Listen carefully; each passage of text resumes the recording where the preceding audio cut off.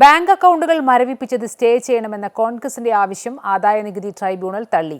ഹൈക്കോടതിയിൽ പോകാൻ കോൺഗ്രസിന് ട്രൈബ്യൂണൽ നിർദ്ദേശം നൽകി 10 ദിവസത്തേക്ക് കോൺഗ്രസ് സ്റ്റേ ആവശ്യപ്പെട്ടു. എന്നാൽ സാങ്കേതിക വിഷയം ചൂണ്ടിക്കാട്ടിയാണ് ആദായനികുതി ട്രൈബ്യൂണൽ സ്റ്റേ ആവശ്യം തള്ളുകയായിരുന്നു.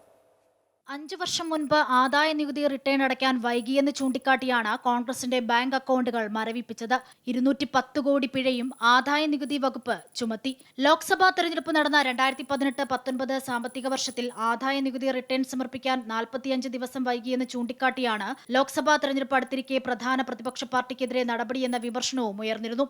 അറിയിപ്പ് പോലും നൽകാതെയാണ് കോൺഗ്രസിന്റെ അക്കൗണ്ടുകൾ ആദായ നികുതി വകുപ്പ് മരവിപ്പിച്ചത്.